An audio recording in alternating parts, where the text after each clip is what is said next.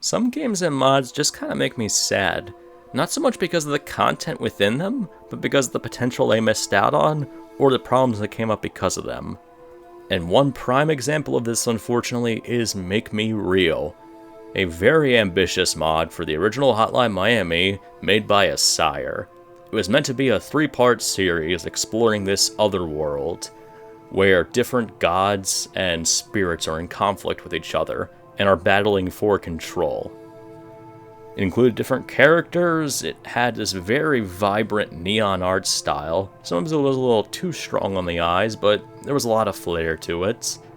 And it had a successful launch for 2 games in its series, with a third one looking promising. There was even a spin-off at one point. But it didn't come to be. The third game in the Make Me Real series, Rainpour, never came out. And I think the saddest part of it is that all the problems that caused it were avoidable. This was not an issue with the developer himself. I think Asire could have finished the third Make Me Real entry. So this will be another unfortunate entry into the long, storied history of the Hotline Miami modding community being a cesspool. Buckle in, everybody. If you had problems with how Spencer Yan was treated, and how other modders have been treated, then this is gonna be right up your alley.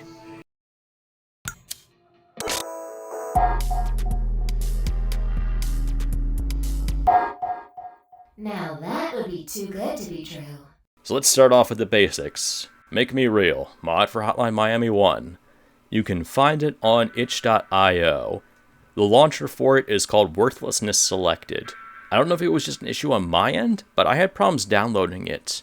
I couldn't find the download option, and even when I tried going through the page source, it didn't work. I had to find another means of downloading it, or through a friend sending it to me. I don't know, maybe it was a problem with my browser, but it was odd. I hope Asire isn't totally given up on this. I hope that there's at least support, because even the content made for it is cool. There are 2 options when you start out. You can play Make Me Real, or you can play the sequel, Sovereigns.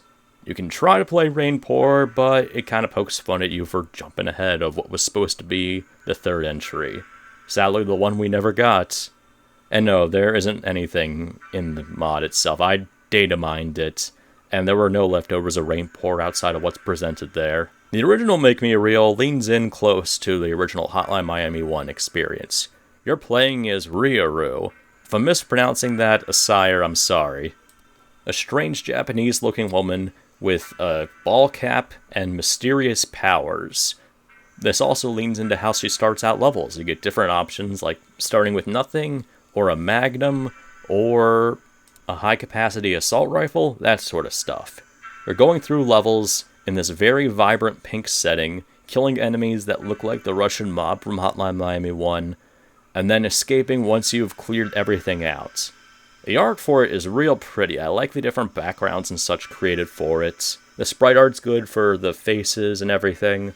There are some side options like visiting a bar called Purgatory, but generally speaking you're rushing from one level to the next. You can replay them as realizations. After you finish the last level though, you return and the menu is darker, more sinister. The game itself tells you to stop playing, to not go on, and even will use your computer system name when addressing you in the menu. You'll be replaying it in hard mode in this form. Levels are tougher, backgrounds are red. If you go to the Purgatory bar, everybody's dead. And generally speaking, it's tougher. If you finally beat it again in hard mode, then the game just flat out resets, kicks you out, and forces you to start again in normal mode. It's an odd experience. It definitely feels like it was leaning in on Doki Doki Literature Club's influence. I don't know if this predates that, actually. Let me check that. It predated it by a couple of months. It's hard to tell if it influenced it or not, in hindsight. I don't know if there was much build-up to Doki Doki Literature Club, so it could just be a coincidence. Regardless, it's a neat little mod. If it just existed by itself, I'd say it's kind of cool that it's a total conversion of Hotline Miami 1. That is much easier said than done. Anyone who has worked with Hotline Miami 1 can tell you that the game runs on spaghetti code, and that using it in Game Maker is a nightmare. Honestly, it would be a gift to the community if there was a way to just start out with a fixed version of the game, because so much of it is just fighting an uphill battle. As cool as it is that Jonathan got the game working, it's clear that the coding is rough. The second game seems a lot more polished up and consistent. But enough of that. On to the sequel. This was the one that really stood out. Sovereigns, Make Me Real 2.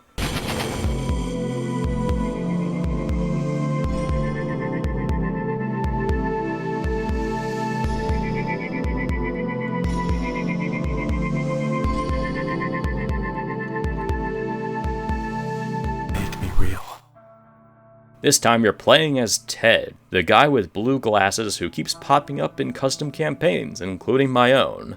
In it, Ted is tasked by the insurer to hunt down Ryoru before she causes more havoc within this plane of existence. He's given powers and different abilities to fight off her minions, people that she's killed and converted to her side. Basically the Russian Mafia once again.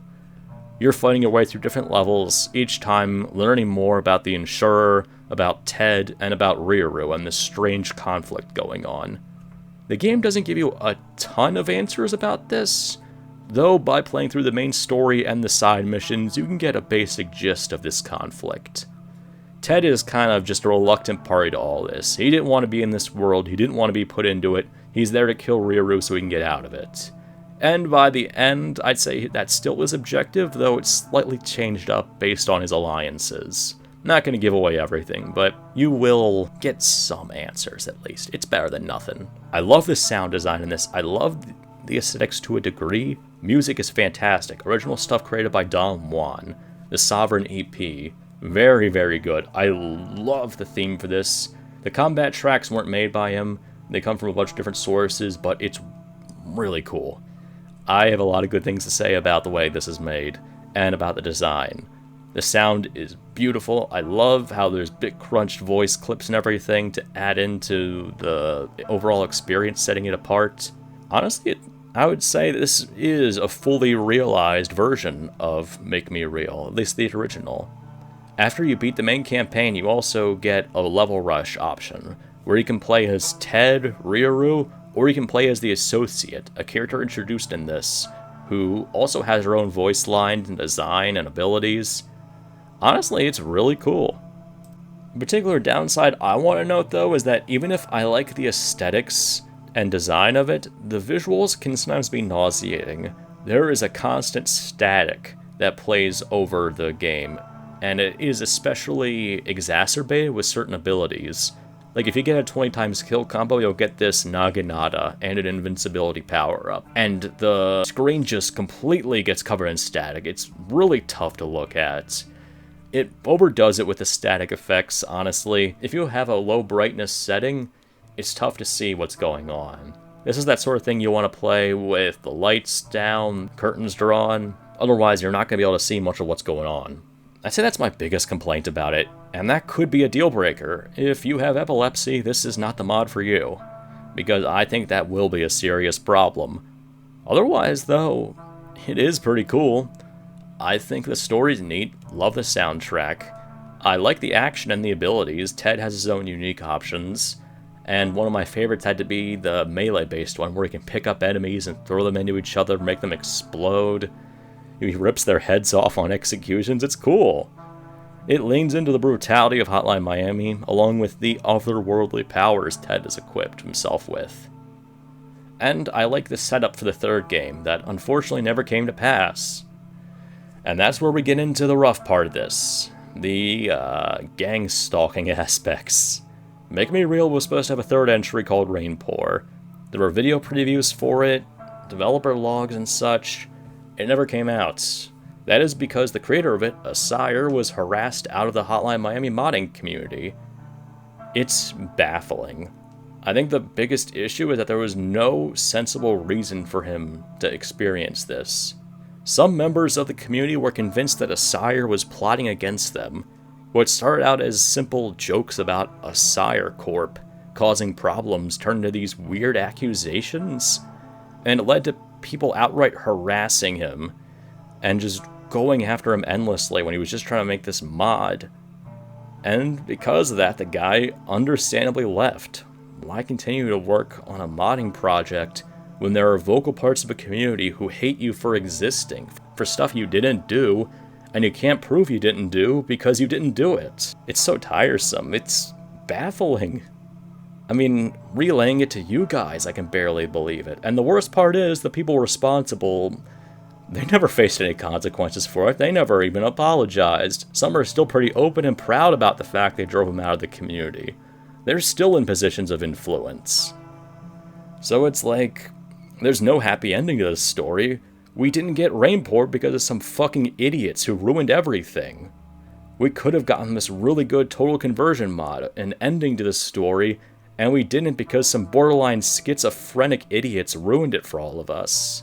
Honestly, the modding community is a cesspool, and I think the more I step away from it, the more I realize just how fucked it is. There's a reason why it took 11 years to finally get a total conversion mod, and even then it was just a glorified advertisement.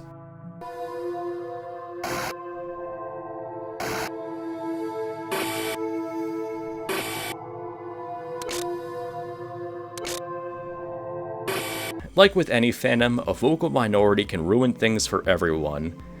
And this is a case where a vocal minority destroyed what should have been a perfectly good total conversion mod, and now all we can do is speculate as to how the story would have ended. As for Asire, well, he has his own projects he's working on now. He's working on indie FPS called Cicada Mata. It looks very fast-paced, like an adrenaline rush. It kind of reminds me of like a futuristic, bouncy version of I Am Your Beast.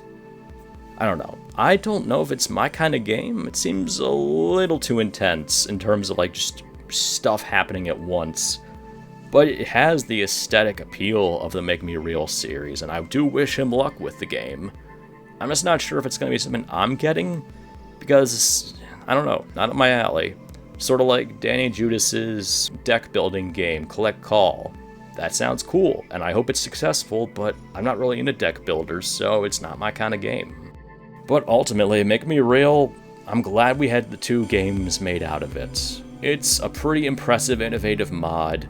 There was a lot of heart put into it. Even the launcher for Worthlessness Selected is stylish as hell. It is so cool. And I love the details added to it. It's just a shame that we didn't get the fully realized project, especially when it wasn't a developer issue that caused it, it was a community issue. Maybe someday we'll get like a script or something, or just a basic idea of what the 3rd game would have been like. I wanted Rainpour. Sure, I had some criticisms for Sovereigns when it came out, but that was because my PC could barely run it, and because of the visual issues. Underneath it, it's a really good mod. And it definitely makes use of the assets it has and the opportunities it's given. It's just a shame that drama screws up so much. It's universal, no matter what fandom you're in, even in Time Splitters this happens. You can't escape it as long as there's a fan base and enough crazy people to rally around. Anyway, I definitely recommend checking out Make Me Real. If you have problems downloading it, you could look around for it on some other site, maybe Internet Archive. Get the Worthlessness Selected version because that has the most updates to Sovereigns and to Make Me Real 1. There's also an audio drama version that is an official dub by the creator with the voice actors he chose, so that's pretty cool. I'm glad he was able to get this stuff done at least. What do you guys think of this kind of tragic, bleak story? Do you think we'll ever get Rainpour? What do you think it would have been about? And have you played Make Me Real? Did you know about the drama that engulfed Asire? I'd love to know what you guys think about this, because this is not a positive note in the Hotline Miami community's book. Thank you all for watching. Take care.